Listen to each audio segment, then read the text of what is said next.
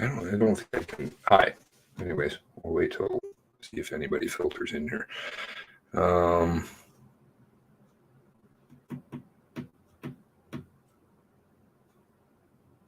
I've got Bill Blair too. We can talk about that one.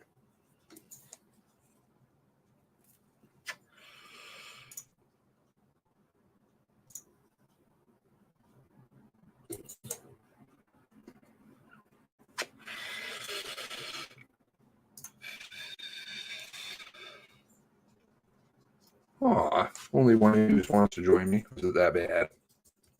Oh, there we go. Seven you. All right. So I didn't upload it this time, so I'm just going to be playing it off my computer screen, and hopefully the audio works okay. And I just stumbled into Bill Blair also speaking about the Nova Scotia shootings. We can play that. That also occurs on the 20th. I don't know how long that is. How long is that?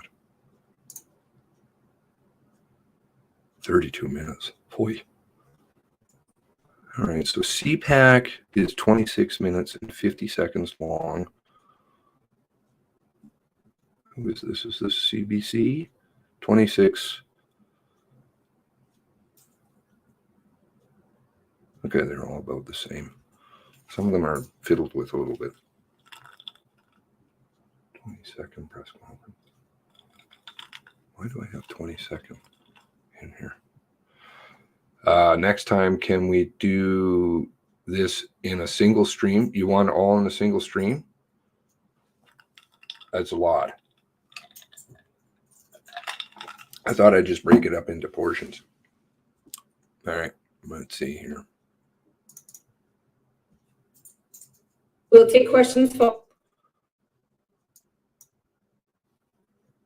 All right, share screen, share audio. I have to remember to mute my mic. What happened here? Why did it do that? There we go.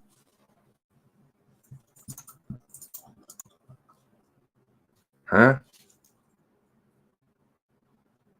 Oh, there we go. Something funny happened there. People are getting confused. Confused about what? I've marked it. Oh, point fire. In a single stream. You want it all in a single stream? It's going to be long. It's going to be long. I'd rather break it up into little pieces so that then people could just go back to a certain one, but fair enough. All right, so I'm going to start off. This is 26 minutes, 13 seconds long. I think it's the whole thing. Please let me know if the audio is okay. We'll take questions following their comments. Please provide your name and agency for the benefit of all participants. Bonjour, je m'appelle Corporal Lisa Croteau et je veux vous remercier pour venir et appeler à la ligne téléconférence. Il y a plusieurs médias sur notre ligne téléconférence qui vont écouter et participer. Aujourd'hui, l'officier responsable des opérations criminelles de la GRC en Nouvelle-Écosse, le surintendant principal Chris Leather, va donner une mise à jour sur l'enquête entourant les incidents impliquant un tireur actif. On va prendre des questions après leurs commentaires. Si vous dites votre nom et votre agence pour le bénéfice des participants.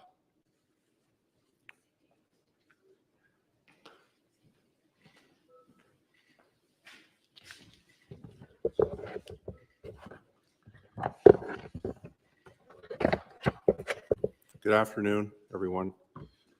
I want again to offer my sincere condolences to the family, colleagues, and friends of Constable Heidi Stevenson. We've lost one of our own while she was protecting others. This is a definition of a true hero. We have set up an email for condolences, which is available on the Rcmp Nova Scotia Facebook and Twitter accounts. To the families and loved ones of all the victims, please accept my deepest condolences on the loss of your loved ones, and to everyone hurting and trying to make sense of what has happened. Please know that we too are doing so. I do have some promising news, some good news. The member who was injured in yesterday's event, Constable Chad Morrison, an 11-year veteran of the RCMP, is now recovering at home from gunshot wounds. This is obviously good news, and we will be there to provide support throughout the member's recovery process. Although we are still in the early stages of this extremely complex investigation, I am here today to provide what we have learned since yesterday. Please know that we continue to gather information and seek out answers. Firstly, I can confirm now there are in excess of 19 victims, both men and women, and all were adults. It appears that some of the victims were known to the suspect and others were targeted and not known to the suspect. Members are currently at 16 crime scenes in Portapique and other communities in central and northern Nova Scotia to gather evidence and learn more about what occurred at each scene. We have teams working on several aspects of the investigation. Some of this includes conducting interviews, processing various crime scenes in various locations, conducting extensive analytical work, and we're also conducting several searches in regards to the investigation. I mentioned yesterday that we made a referral to CERT regarding the death of the suspect. We have now made 2 additional referrals to CERT. Because these are CERT matters, I will be unable to provide more details. I would once again like to acknowledge the remarkable work of everyone involved in responding to these tragic events. They put their lives on the line to protect others. I know this is a challenging time for Nova Scotians and that there are still many unanswered questions. I want to reassure you that we are working hard to find out as much information as possible in the days and weeks to come. We will be in this for months to come, I am sure. Also know that our members are still out there on the roads working hard to protect you, and we will continue to keep Nova Scotians safe. As I'm sure you can appreciate, there's still a significant amount of work that we have to do in relation to this investigation. Additional updates will be provided as more information becomes available. Thank you very much.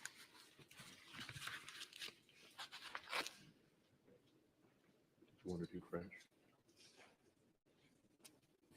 Je vais dire la déclaration en français.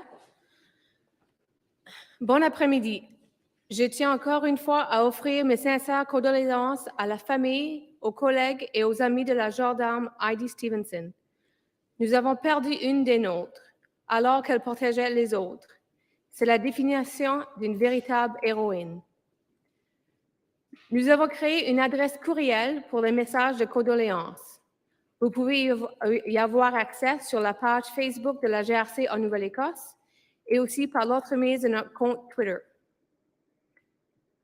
Aux familles et aux proches de toutes les victimes et à toutes les personnes qui souffrent et qui tentent de donner un sens à ce qui s'est passé, veuillez accepter mes plus sincères condoléances. Nous essayons, nous aussi, de comprendre et nous partageons votre peine.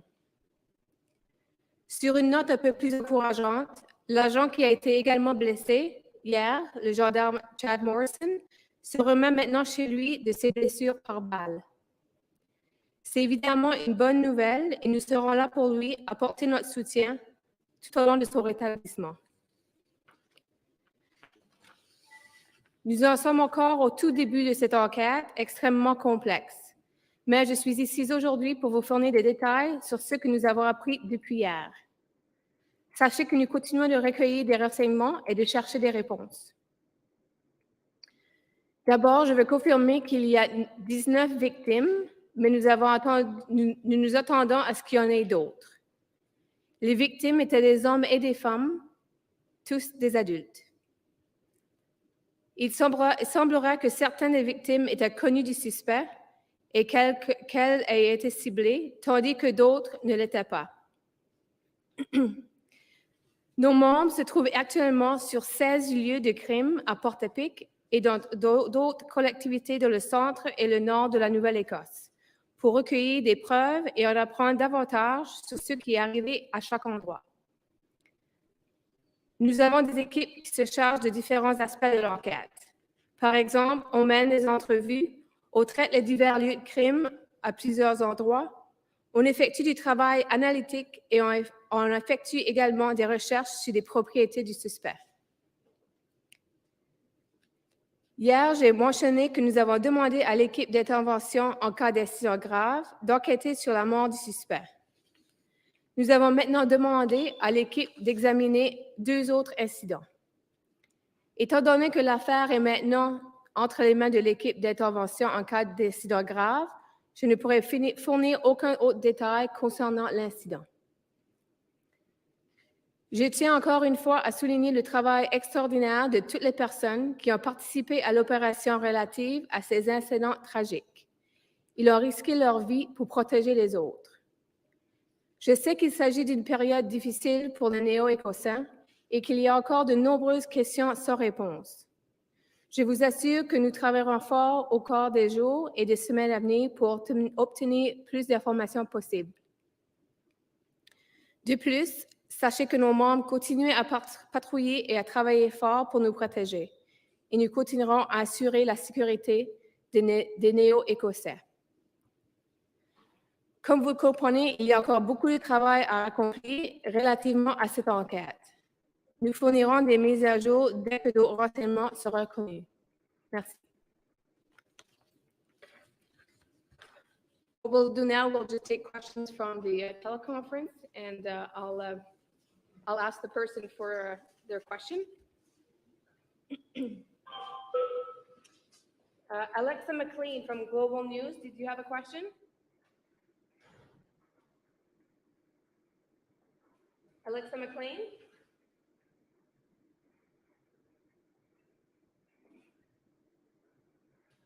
Alexa, can you hear me? Good afternoon, thank you. Yes, I'm just curious how confident are police that they have identified all of the victims and have also discovered all of the crime scenes? We're relatively confident we've identified all the crime scenes. However, we've been unable to fully examine the crime scenes because, for instance, we have had 5 structure fires, most of those being residences, and we believe there may be victims still within the remains of those homes which burnt to the ground. So that part of the investigation is still very much ongoing, and again speaks to why we don't have a final total, because we expect that to rise in the coming days. Okay, we'll take a question from Maura Warburton from Reuters.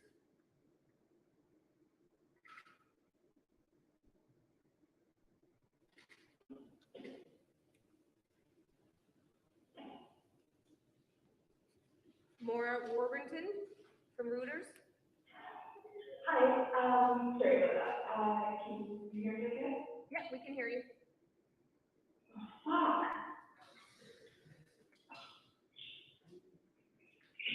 Okay. We'll just Go to the next. go to the next question. Michael Gorman with CBC. Hi,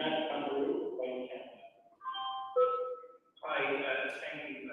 Two questions I'm hoping you can help me with. One is with respect to the photograph of what is believed to be a fake police car that Rcmp released on Sunday. Can you provide details about where you found that police car and any other, where you found that photo rather, and any other information you've been able to ascertain regarding the shooter's access to a uniform and what appeared to be a police car? And I'm also wondering if you could speak about the decision to inform the public about what's going on Twitter, as opposed to using Province's emergency response text alert system. Okay, I'll start with the response as it relates to what we refer to as the mock police car. It was discovered, first reported to us early in the morning, but then discovered at the crime scene that involved the killing of Constable Stevenson, and that vehicle was one of the two vehicles that were then fully engulfed in flames.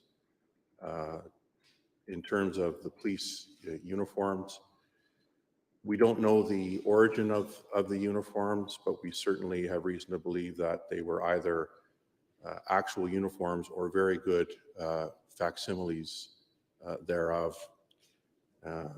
We haven't recovered all of the garments. That's still part of the investigation.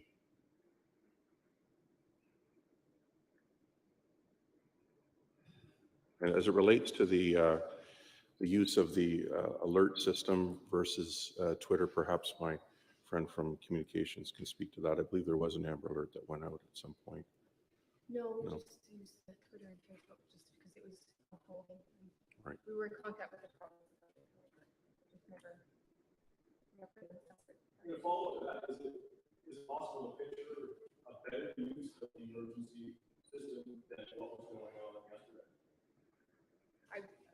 We'll take the questions from the teleconference first, and then we'll take a question from Raisa Titanish from Canada Light.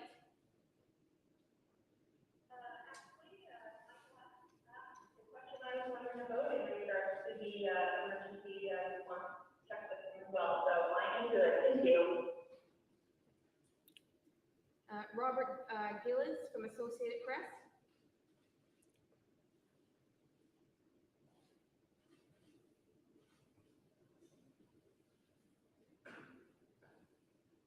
Robert Gillies.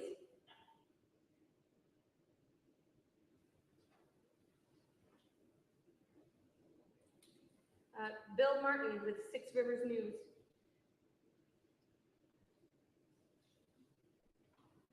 Thank you, but my question also was already asked. Thank you. Nick Moore from CTV Atlantic. Hello. Can we get confirmation on how many people are still perhaps in the hospital, or how many people that police know of have been injured from what has happened? Obviously, our own member was injured, received medical attention, and I believe is now home. But we also had information that others may have been injured during the course of this shooting spree. However, that is yet to be confirmed. I don't have a fixed number for you, but that is something that we're looking at.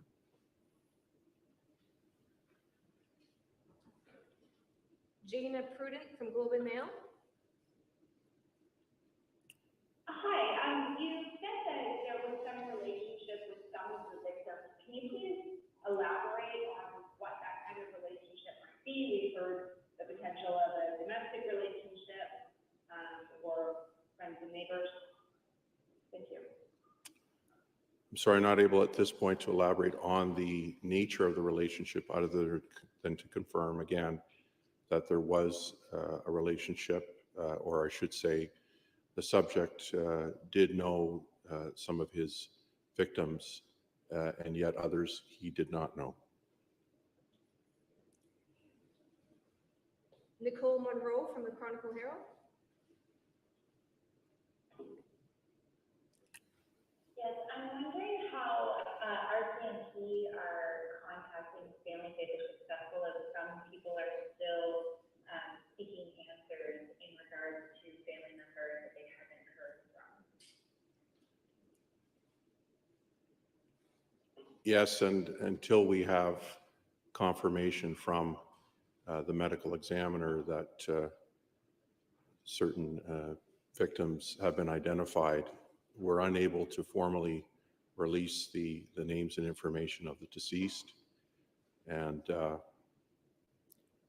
that would include family members. We are working diligently with the medical examiner's office, who they themselves have limitations. And when we consider the number of fatalities, it obviously puts a pressure there as well.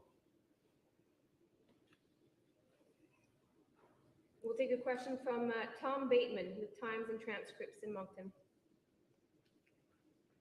Good afternoon. I'm just looking for confirmation that the suspect mentioned yesterday is the only suspect. Are there others? We're not looking for any other suspects in relation to the shooting spree that occurred yesterday and the day before. However, the investigation continues, but we do not believe that there is any additional threat related to this particular investigation for the public. Okay, we'll now take questions from the floor. And what I'll get everyone to do, if you can, there's a mic at the end there if you guys want to. Good afternoon, Chief Superintendent. Michael Tottenham, reporter with the Canadian Press Service.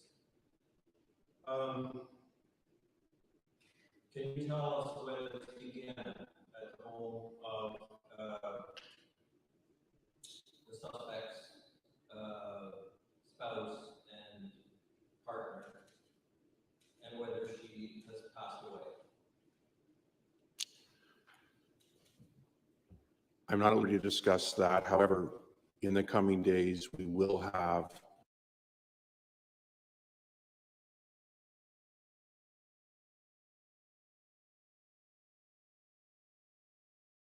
a timeline prepared with the specific locations that we will obviously be passing along to the media. I think that will be beneficial, but it's too early for me to confirm that. Thank you. Just a follow-up. Can you say anything about how this suspect managed to move from Port Peak to Wentworth, where allegedly further deaths occurred, and then onwards? What was his method of evading police? Well, we've described this mock police car, police uniforms being utilized by the subject. We'll never have an opportunity to interview the subject. However, we can say that his ability to move around the province undetected was surely greatly benefited by the fact that he had a police or a vehicle that looked identical in every way to a marked police car. And beyond that, he was wearing a police uniform, which, as I say, was either a very good fabrication of or actually a police uniform. And that surely contributed to his ability to circulate. And after the police vehicle that he was driving was no longer drivable,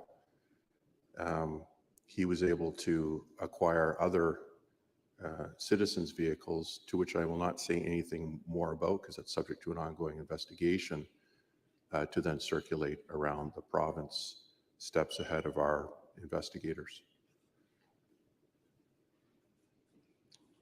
Hi, Tim Bousquet from the Halifax Examiner. I don't think I heard an answer about why the emergency alert system was not activated. If not for this, what would it be activated? It's a good question, and I don't have an answer for you at this moment. We'll be looking at that, and I hope to have a more fulsome response for you tomorrow or in the coming hours. We had relied on Twitter, as my colleague said, because of its the instantaneous manner that we can communicate. We're aware that we have thousands of followers in Nova Scotia and felt that it was a superior way to communicate this ongoing threat. I have a follow-up question about communication in general.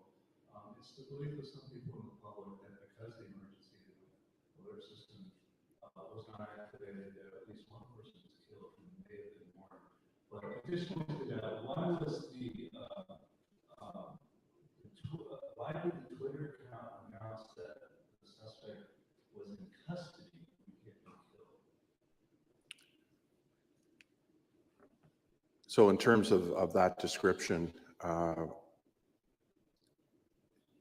I could see how, for instance, passersby may have considered Mr. Wortman to be in custody. But again, we're moving into a search investigational area. I think that question would be better posed to them. Thank you. Bonjour, Heidi de Radio-Canada. Est-ce qu'on peut savoir en français pourquoi est-ce que Comme le superintendant principal a dit, on n'a pas une réponse pour vous à ce moment, mais on va avoir une réponse dans les journées à venir, soit plutôt plus tard aujourd'hui ou demain. Et pour clarifier, le nombre de victimes, est-ce qu'on parle de 19 personnes plus le tireur ou on parle de 19 en tout, incluant le tireur? Is that with the suspect? At least 19. It'll be in excess of 19. Oui, il y a plus que 19, ça inclut le suspect aussi.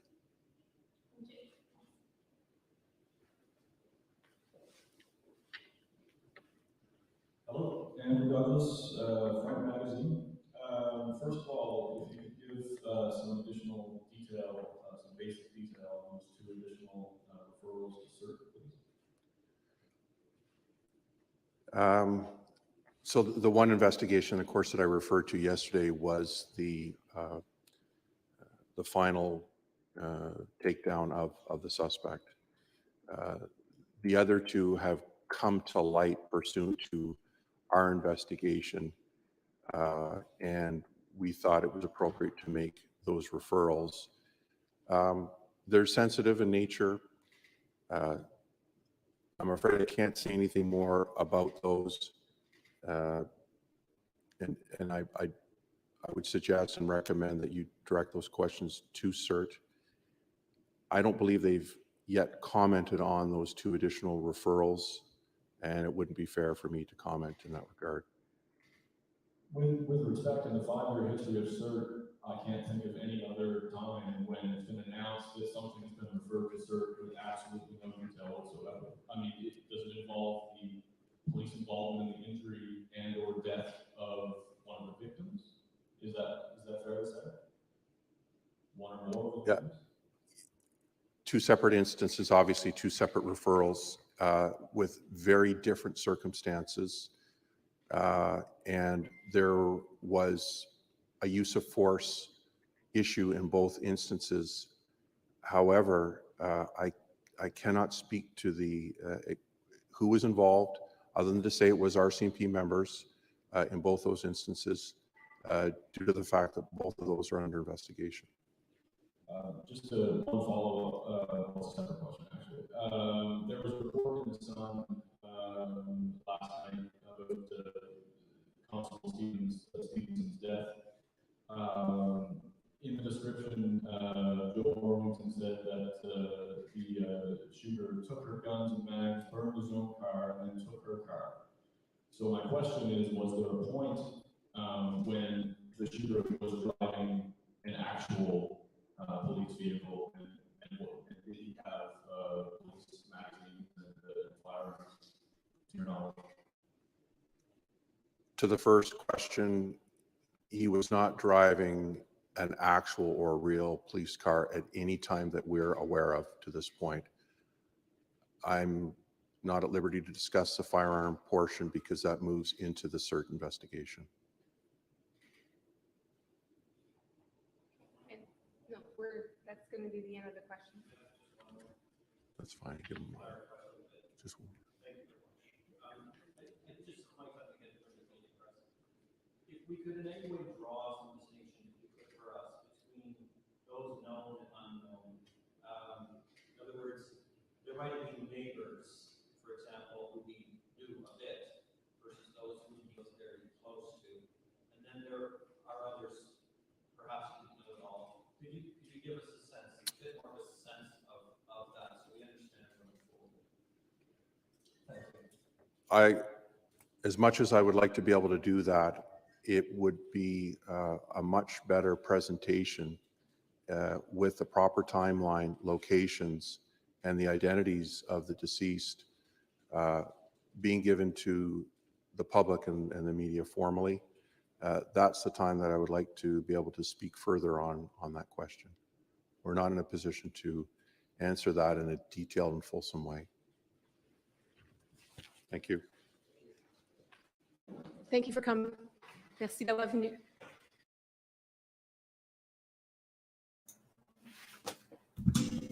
Okay, interesting things in there. Interesting things. 3 reports. Took her car. Warmington. That early article of Warmington is quite interesting. Do you guys remember what was it? Killed her. Let's see. See if I can find it.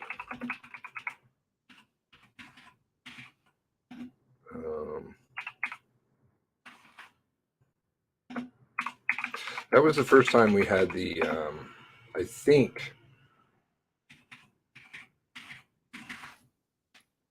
one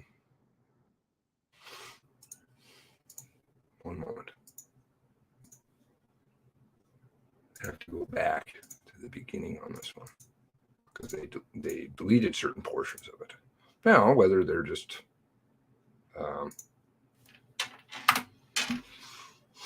cleaning up mistakes, which is possible. Everybody makes mistakes, or maybe there's something else. I don't know. Let's see here. April 20th.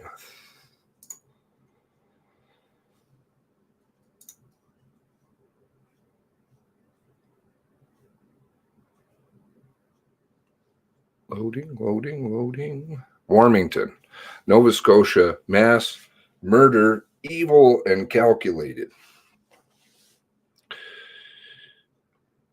It had already been updated by this point too, so I can't remember what the original one was. I don't think actually, funnily enough, I saw it.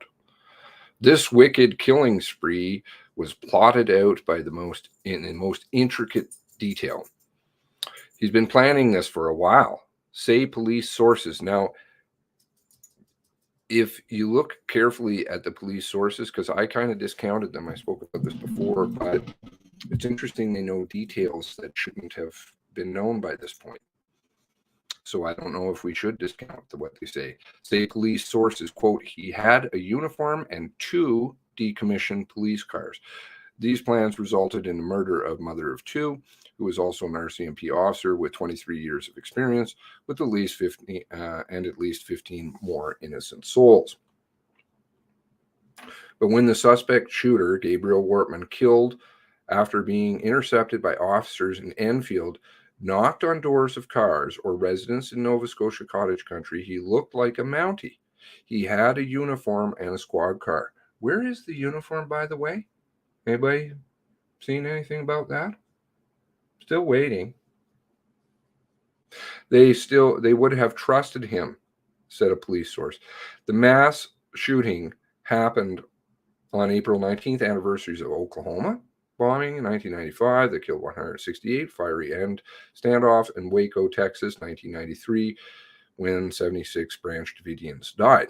Even though the number of the dead Nova Scotians is not finalized, but the TV special had already started. This has already become one of Canada's worst ever mass murder. There could be more murders, said a police source. There were burned homes that have not been searched, officers that have not been searched, but they were knocking them down with backhoes. Officers, while they're still spraying it with water, way to deal with a crime scene. Officers have been going into homes and finding bodies. The first 2 dead were believed to be 51-year-old Wortman's ex-wife or girlfriend and her new boyfriend, say police sources. Remember this stuff? The party tied to a tree. The killing was just getting started. Quote, the guy went on a rampage Saturday night, burning homes and shooting people, alleged a police source. Quote, he got into his police car, he made it home and drove around pulling people over and executing them. Several houses, including Wortman's home, were burned, and the murder spree included the execution of a mom and dad in front of their children, said a police source. Details that aren't yet known. An officer said Stevenson rammed her killer's vehicle on a highway and he shot her in the chest, quote, shot her in the chest with a bunch of rounds, end quote. Then, quote, he then, quote, pulled her out of her car and executed her point blank and, quote, took her guns and mags, burned his own car and took her car, was the question that was asked. Constable Chad Morrison, whose condition was unknown Sunday night, had also been shot. The killer, quote, burned Heidi's car and got into a Mazda 3.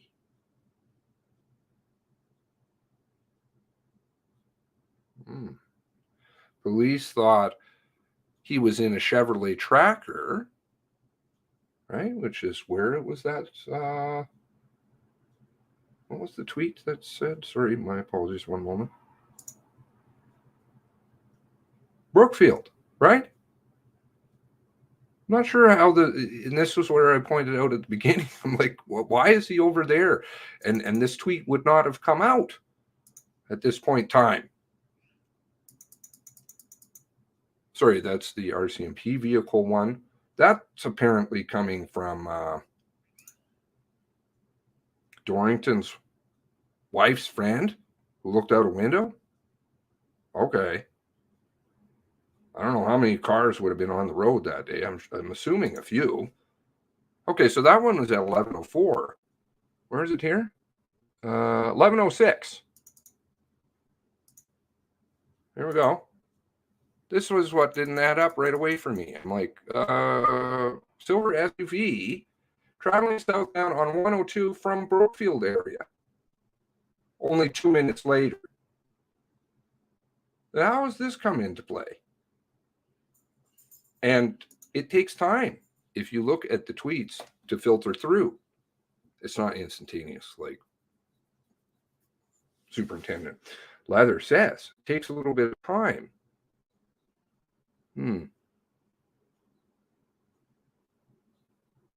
SUV in Brookfield, which is what, half an hour away? Don't know what's going on there. And then they ran with the silver SUV, and then it turned into the, what was it then? Became the Tracker. Excuse me. In Milford.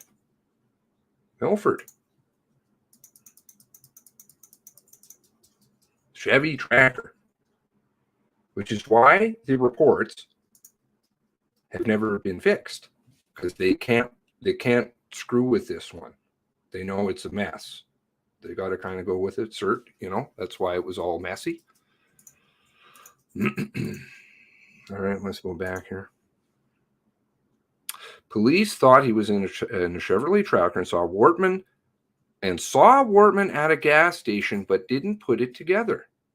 That would soon change. Quote, he went to what?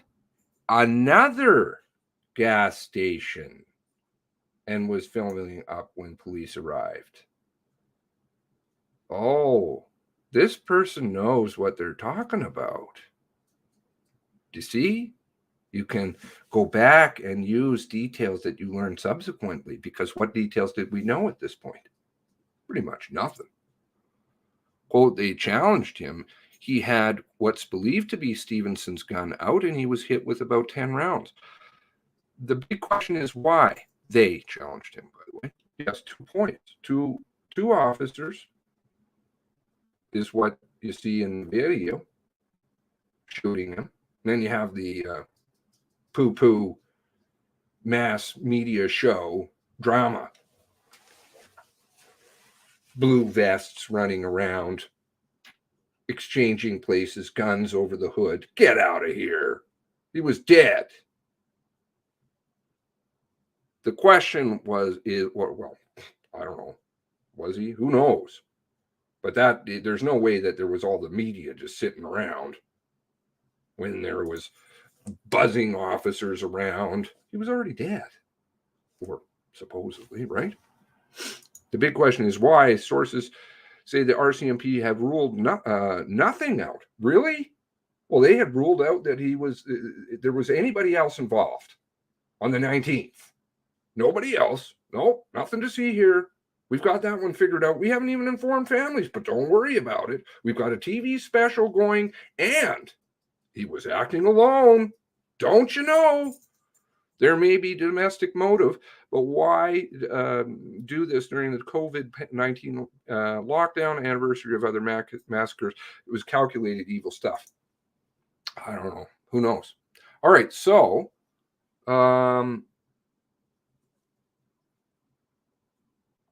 let's just see what you guys got here. They don't have anything figured out, but they certainly know. And the only thing I've ever heard from, I heard from one guy in the Rcmp who said, well, it was the box of it was the bullets on the seat of the car, which kind of probably helped them rule it out as though that there may have been other people. And whilst I may agree, there is no fucking gigantic green tin of bullets on the seat, at least from Paul's photo, right? With the steering wheel cockeyed. Don't know how that worked with a non-chrome gun sitting on the floor, which is not our Rcmp issue. Anyway, all right, so I still have Blair. So we can put that out. And he's going to talk about how there's going to be, I don't know. He's going to get right into it. And we're going to get real results right away. We're going to be fully transparent. Blah, blah.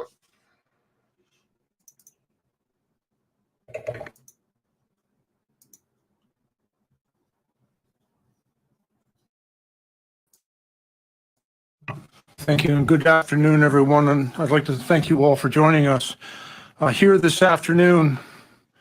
I'm also pleased to be joined by my colleague, Minister Monafortier, and of course, Commissioner Brenda Lucky from the Rcmp.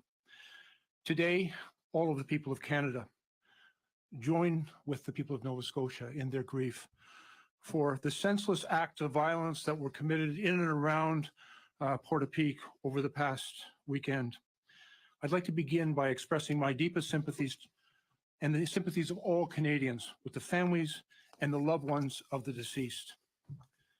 And as we become more aware about the 18 innocent lives that were lost in this terrible tragedy, we will learn the full scope of this terrible crime and the devastating impact that it will have on communities and families in Nova Scotia and across Canada. A nurse, a teacher, correction officers, a serving police officer, parents, neighbors, and friends. The full scope of this tragedy and the 18 innocent lives that were lost will be remembered throughout Canada's history.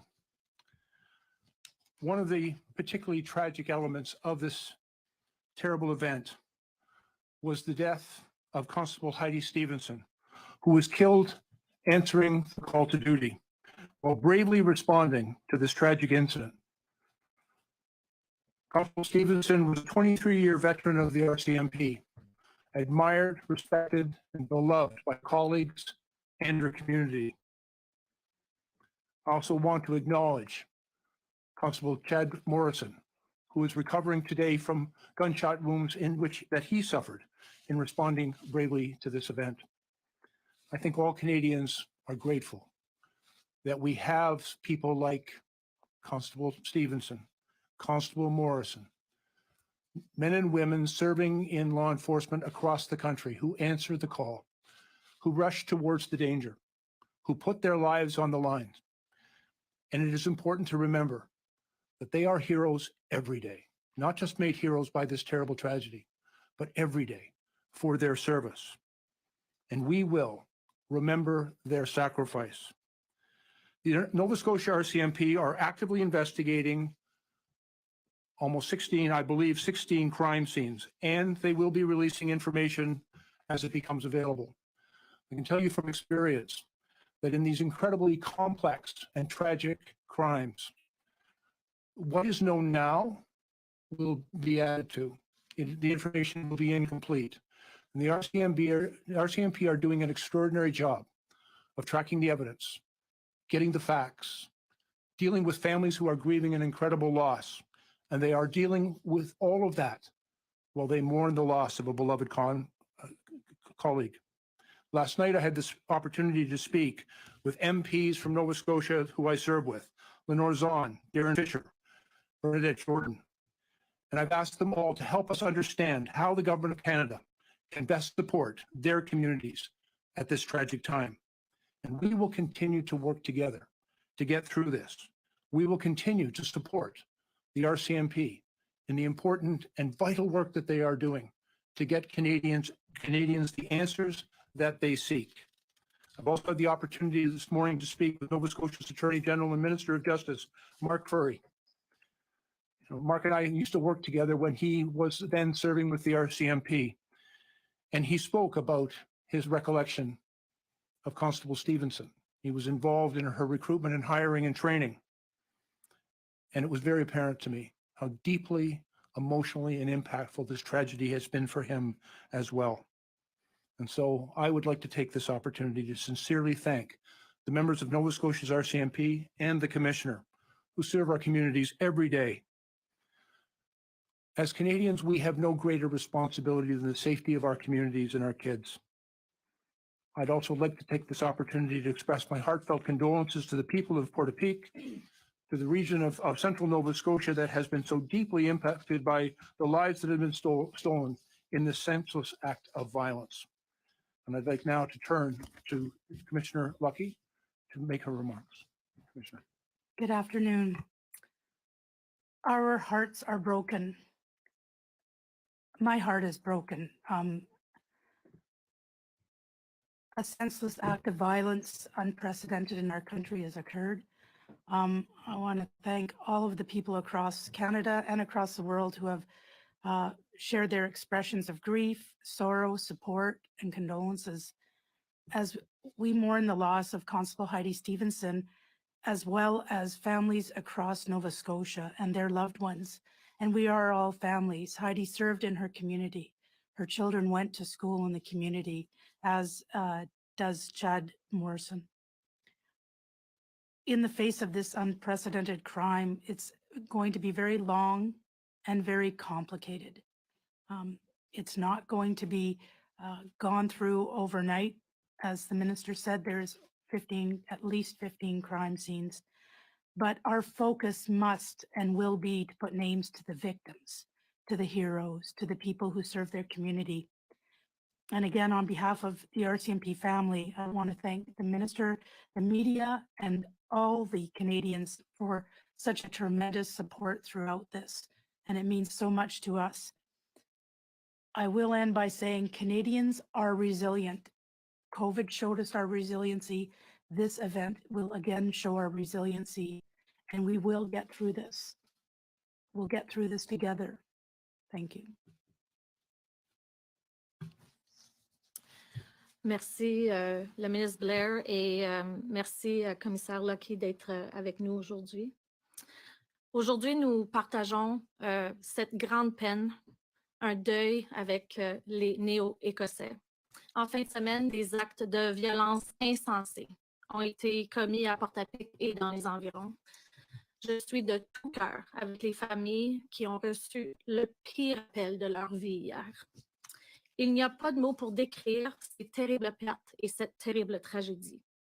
J'offre mes sincères condoléances ainsi que celles de tous les Canadiennes et les Canadiens aux familles et aux proches des victimes. Voici les informations que nous pouvons partager présentement.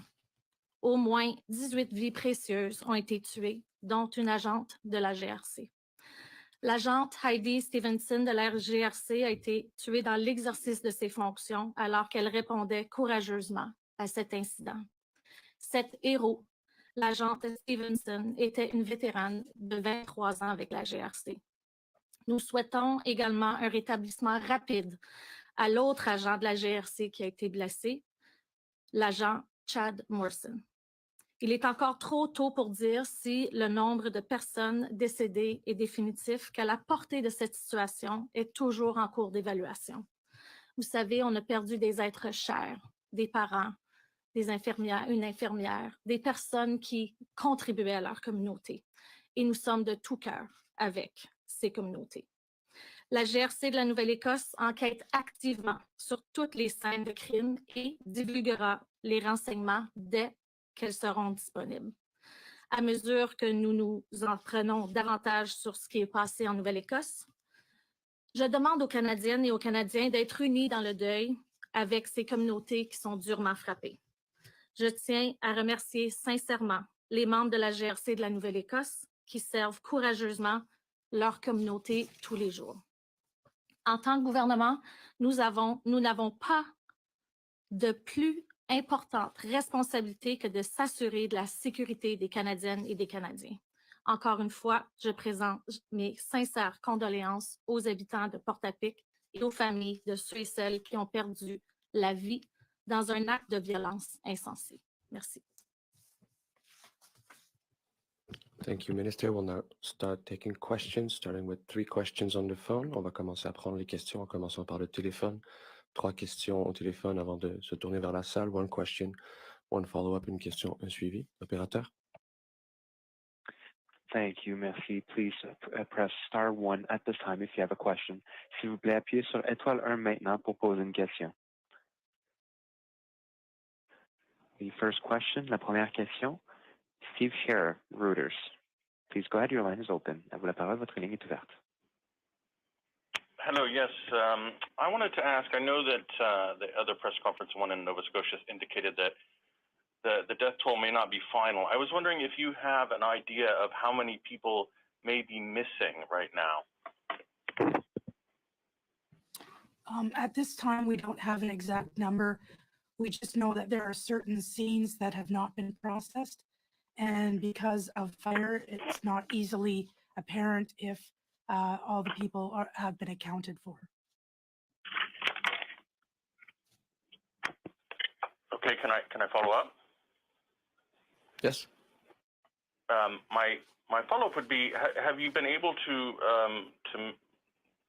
find out whether the attacker left any sort of note at all before going on this rampage? No note has been found to date. Thank you. Next question on the phone. Thank you, merci. The next question, la prochaine question, Daniel Leblanc from Globe and Mail. Please go ahead, your line is open, à vous la parole. Hello, it's a question for Mr. Blair. The Prime Minister has talked about legislation on gun control. There's also been raised the possibility of going through the legislative process. Can you give us a sense of whether you're still looking at a possible order in council to enact the promised ban on assault weapons? Our government's been very clear in its commitment to strengthen gun control in Canada, and we have been working diligently on the best way to achieve the strengthening of both our regulations and the legislation pertaining to firearms and making Canada a safer place. But today, quite frankly, we focus on the grieving families of this terrible tragedy and provide support to the RCMP in the conduct of their investigation. We'll continue to do the work of Parliament, but today our focus really is on that support that is so necessary for the communities, for people who have lost loved ones, and from the RCMP who are doing very important work today. Monsieur Leblanc, a follow-up for Commissioner Lucky. Can you give us a sense of the firearms that were used, whether or not they were registered, whether they were, properly obtained, and give us a sense of what you know on that front? There is still a lot of work to be done in regards to the various firearms that have been used in this crime spree, and I don't have that information. We will be doing a lot of tracing. We'll be doing a lot of background work into that, but to date, we don't have that information. Thank you, Commissioner. Operator, next question on the phone. Thank you, merci. The next question, la prochaine question, is from Jim Brunskill from the Canadian Press. Please go ahead, your line is open. À vous la parole, votre ligne est ouverte. Yes, for Minister Blair. Do you have a timeline on when the gun control measures will be brought in? There are renewed calls today from people who would like to see these public interest measures in place. You know, as I've indicated, Jim, we have been working very diligently on fulfilling our commitment to Canadians to bring forward regulation and legislation to strengthen gun control in this country. As I think all Canadians are aware, there has been a fairly significant interruption of Parliament and parliamentary processes over the past week in response to the virus, but that doesn't in any way lessen our commitment to bringing forward effective measures that will keep communities safe and as we have committed to do, strengthen gun laws in this country. But we are also working through complex parliamentary processes, and much of that is resolving itself today. Jim, follow up for Commissioner Lucky. And forgive me if this has been addressed, but was the individual involved in these terrible acts, was he known to police, to RCMP in any, I know he was well known in the community, but was he known to police in any way before these acts? The subject in question was not well known to police. Thank you, Commissioner. We'll now start taking questions in the room, starting with Catherine from CBC. Hi there. I think this question is for Minister Blair, but Commissioner Lucky, if you'd like to comment as well. The news conference we just heard from the RCMP in Nova Scotia referenced 2 additional investigations by the Serious Incident Response Team. We're trying to understand, were there civilians or other members of the police who might have been fired upon in this incident? It wasn't clear who these incidents involved. Can you just shed a bit of light on whether or not whenever there's a use of force by police, the independent investigators of any province will do an investigation. So it's based on use of force by the RCMP. And that's all I can comment on. There's 2 specific incidents that they've been requested to investigate. But you can't tell the public that no civilians were, no bystanders. You're not ruling that out? No, it's with the RCMP. It's not, no innocent civilians have been harmed in these use of force incidents. If I could just squeeze one more question in there. A question that's been raised is about the fact that while there was information sent out on Twitter, there was no sort of public alert sent out through the telephone over the course of this incident. And I wonder if that's something that you're looking into now, if you have any questions about whether that might have helped preserve public safety. I do say that in any incident such as this, we always have to look back at what we did. Nobody can lose their life in vain, and Heidi will not lose her life in vain, nor will the 17 other victims. We have to ensure that whatever happened there, there's always going to be a better way to do things. And so if we can take this and move forward and find a better way to advise the public. But I have to say, in these incidents, they are so dynamic and they are so quick. And it was just over 12 hours that all of this took place. And it was, there was a lot of 15 different crime scenes. So you can imagine the dynamic nature of this. But again, we look at all the criminal side, and then of course we look at sort of the administrative side of all of that to say, what could we have done better to make Canadians safer? Because that is ultimately our goal. University TV. Ian Wood, CTV News. Minister Blair, with respect to the victims and not to take away from them, I do want to return to gun control legislation. Following the attack in New Zealand last year, the New Zealand government was very swift in working to reduce the number of guns that they had in their communities, assault weapons. Likewise, Australia did the same thing following a mass shooting there in 1995, moved quite quickly. You've said it's still on the table, it's still on the agenda, but just exactly how and when is this going to be brought up, and in this new reduced COVID parliament that we have? Yeah, there are a number of significant steps, and what we have previously indicated is our intention to strengthen gun control legislation. We intend to bring forward both regulation and legislation that will enable us to prohibit military-style assault weapons. We've also are working on new legislation that will strengthen gun storage rules, to prevent the diversion of firearms into the hands of people that would commit crimes with them, and to reduce the incidence of smuggling of firearms across the border. We've also are intending to bring forward legislation to introduce what are sometimes referred to as red flag laws for individuals who represent a significant risk to themselves or to others, to ensure that they don't have access to firearms and to suspend temporarily their ability to acquire firearms. That work has been continuing. We are highly motivated by our commitment to keep Canadians safe. There have been far too many incidents of gun violence in our country, and we are working hard to make sure that we do put the measures in place that significantly reduce those incidents and keep people safe.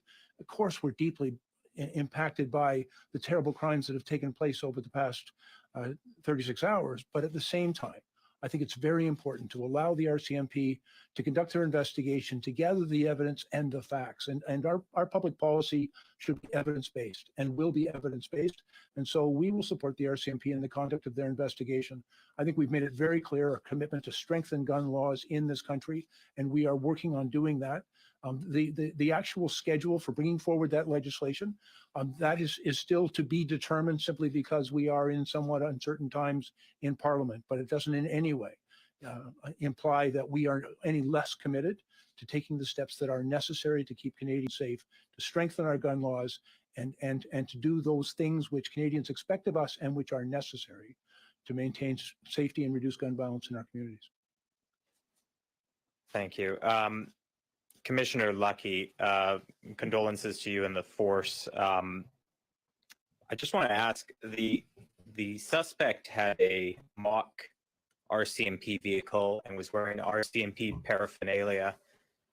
How does someone obtain this, put it together? Do we watch for this, and was he on our radar? For that, he wasn't on our radar, as far as we know. But there's a lot of investigative steps that have already been followed to trace all of that back and how it did happen and how it could occur.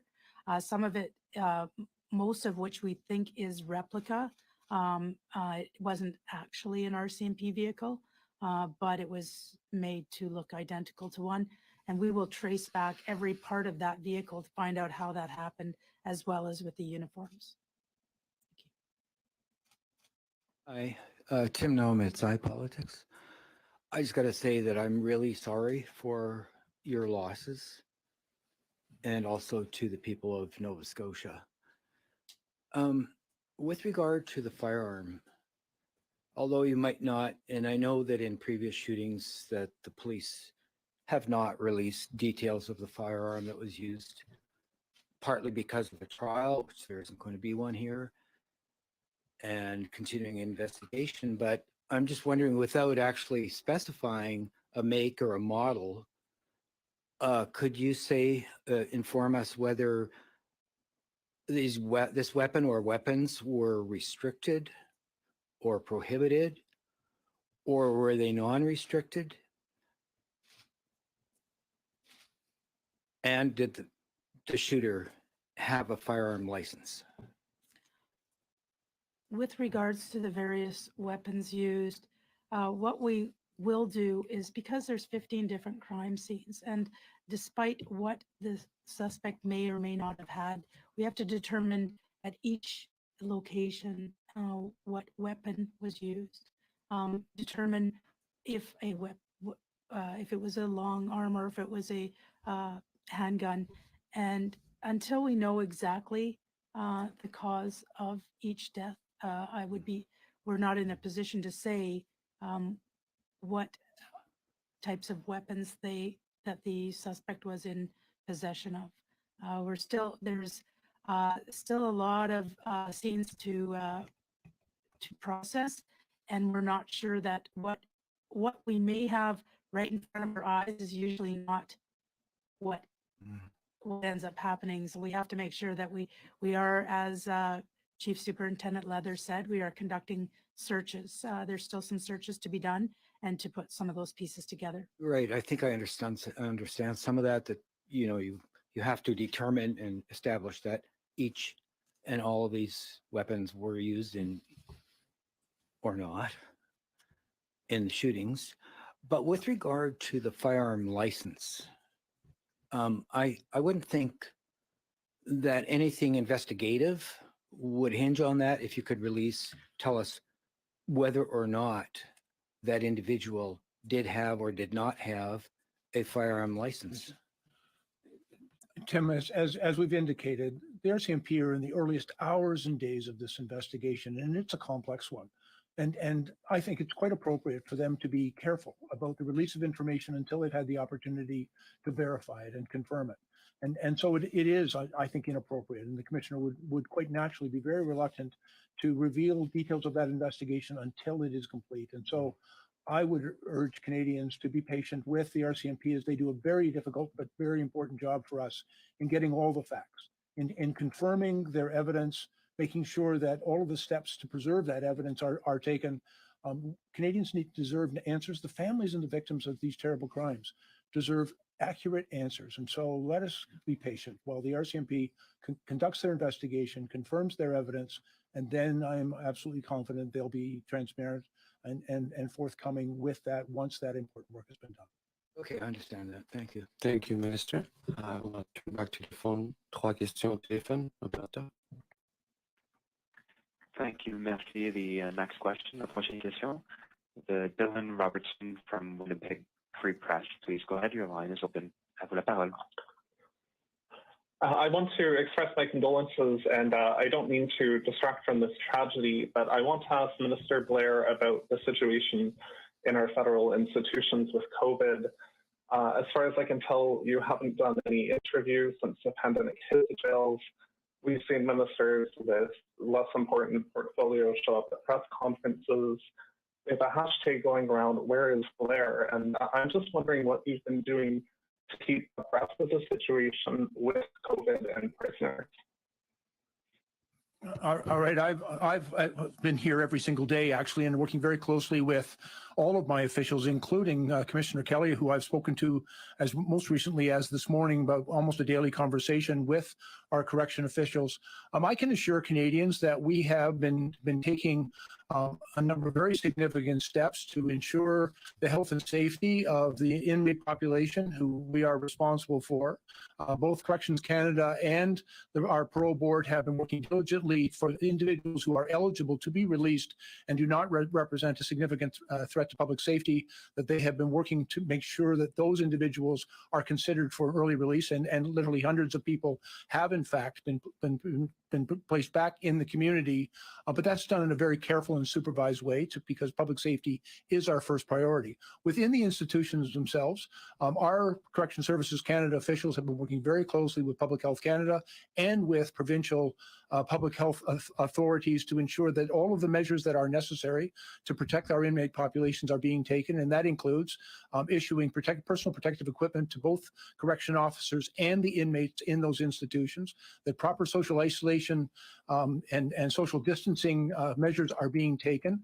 In all of the institutions where the virus is present, there have been essentially lockdowns put in place to allow people to be isolated and distanced from others who are affected. In addition, medical services are being provided and support is being provided to those who are suffering from this illness. I want to assure Canadians we take our responsibility to the safety of those inmates very, very seriously, but also to the safety of our communities. Our Correction Services and Parole Board have been working very diligently with public health officials to protect that vulnerable population and take the steps necessary to ensure that we provide that protection, and where the illness is present, that people receive the care and treatment and support that they need. And Minister, how many inmates have been released due to COVID-19, and how many have been transferred to hospitals? Okay, my understanding is that those who have required treatment in hospitals have been transferred there. The commissioner advises me that many of the people that have received that treatment are now back in the institutions, having recovered, although there are a number of individuals still receiving treatment in hospital. With respect to the release of prisoners, approximately 600 people become eligible for consideration for parole and release, and the parole board has been working very diligently through those release provisions. As well, there are some individuals who are eligible for exceptional consideration for release as a result of medical conditions, those, for example, experiencing a complex pregnancy. And so those measures have been taken. I don't have a precise number of the people that have been entered into a community-based parole during this crisis, but I can tell you Correctional Services Canada and the Parole Board of Canada have been working very, very hard to make sure that people who need additional protections and considerations are given such, and at the same time they're applying their always due diligence in ensuring that people who are released in circumstances that allow for safe reintegration back into community. Merci, Monsieur le Ministre Opérateur. Prochaine question. Thank you, merci. The next question is from Charlie Pinkerton from iPolitics. Please go ahead. Your line is open. Votre ligne est ouverte. Hi there. This is for Minister Blair. Just wondering to clarify something. In whatever form we see Parliament take as it deals with the COVID-19 pandemic, will there be room for gun control legislation to be introduced, or will it have to wait until Parliament returns to normal sittings? It is my intention to bring forward that legislation as quickly as possible, but that has been our intention. There has been an interruption in Parliament as a result of the COVID-19 provisions that have been put in place in Parliament. But at the very first opportunity, it is my intention to bring forward the measures that will fulfill our commitment to Canadians to strengthen gun control in Canada.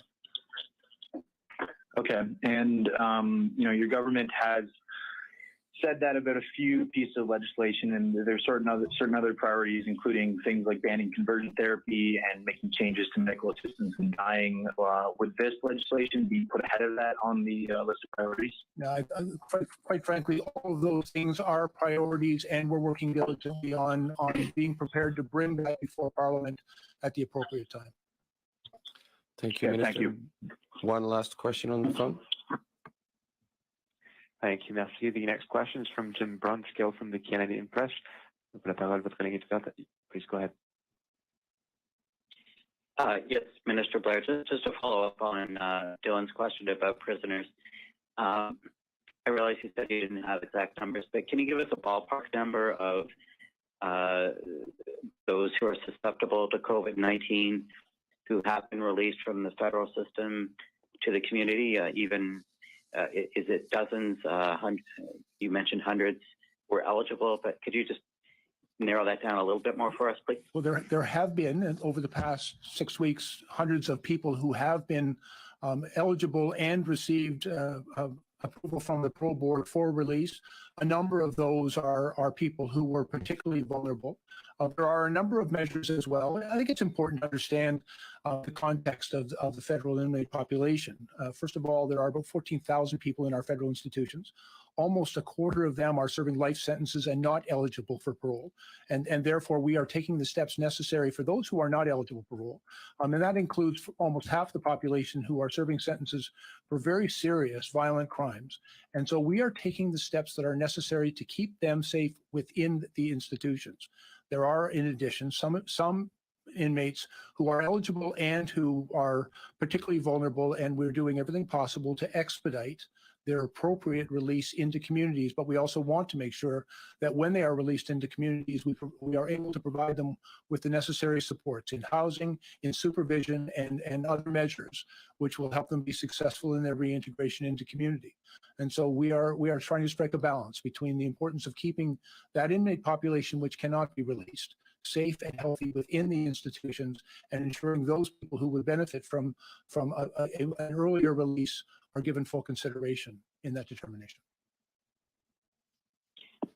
And just another COVID-related question for the minister. The incident response group met in late January on this matter. Can you tell us whether any Canadian-produced intelligence on COVID-19 was presented at that meeting? And if so, what did it say? I can tell you the incident response group was convened in January and then formed the COVID response committee. I serve on that committee and have attended virtually every meeting of it. And we consider all of the information that is being provided. I am not going to discuss intelligence matters, but I can tell you that all relevant information was brought before that committee and received its full consideration. Thank you, Minister. Ceci met fin à la conférence de presse. Merci.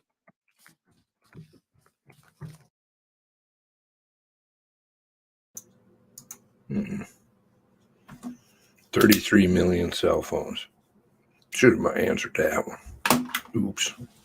Monitoring everybody. Yeah. It's all about the COVU. Couple of interesting things there. Let's see if I can get that. So they wouldn't answer about who runs the PAL program, or as Leather calls it, FAC. Well, that would be the RCMP. And as soon as they punch your name in, poof, that pops up. So yeah, no, I don't know why that's a difficult one to always answer. But you have a couple of points on that one. One, Wardman took his firearms class over a year prior. You'd think if you were doing illegal activities, maybe you wouldn't do that because that brings a lot of heat your way. Opens you up to a lot of searches and things. But he did the class. Whether he applied, that's not stated. So the other thing was they're talking about smuggling of weapons and things like that. Well, it's interesting that all the warrants that were being produced all had one key element in there: weapons trafficking, contrary to criminal code. Weapons trafficking. The charges that result in 99, criminal code 99, should have been 101. And how that all went down? But all those people, Banfields, Brewster, I think the cautions also flown out, may have also been in weapons trafficking. Weapons trafficking. And the statistics, it's not something I really want to go down, because Project Wide Awake, funnily enough, is the more disturbing of all of it. The statistics on firearms owners, legal firearms owners committing criminal acts with firearms is ridiculously, seriously, ridiculously low. It is so small. I know that it's a touchy issue with some people because they've kind of made it that way, but the crimes aren't being committed by legal gun owners. It's all just a smoke and mirrors. The weapons are traveling across the border. What knowledge does the government have of that? Better go after the people that don't seem to do anything rather than the people who are. That makes sense. I'm smelling Fast and Furious all over the place. And I think that was it. Oh, yes. One thing that I've been noticing, of course, I've noticed it right at the beginning there, but then it kind of drifted away, but it's resurfaced its head again. Polytechnique. That one got thrown out there right away. I was surprised that one of the people being interviewed knew. It's not something that most people know of, unless you really know the story of, Mark Lepine? Mark Lepine and Polytechnique, which up until Nova Scotia was the worst mass murder. Most people don't know, A, who he is, and B, what weapon he used. But one of the people being interviewed, funnily enough, seemed to know it and threw it out there. Oh, yeah, the Polytechnique stuff, Mark Lepine, Ruger, Mini 14. I'm like, wow, you're very abreast of the news, because most people don't even know. That's not even news, that's history. Okay, so if they ban legal firearms owners, only criminals will have firearms. It's a contentious issue, and it's not one really that should be debated today or anything like that. It's just if you do go and look at the statistics yourself, you have to dig around. It's hard to find because they don't want people to see those. The rate is really, really low. Now, anybody obviously who has a firearm and commits an act, but you're going to find more people commit acts with knives, way more. Should you ban those, or how about cars? It's not a stolen car problem, though, that we have. It's, illegal firearms. They come from somewhere. To states, getting shipped to addresses down there. Gun shows. Pointer cars. Anyway, all right, so I'm going to do the next one, which is, I will probably do a stream after one about some research here I have been doing. April 22nd is the next press conference, so I can start up another stream. So maybe you want to get a coffee or something like that. Which one is it that? There was some edits to it too.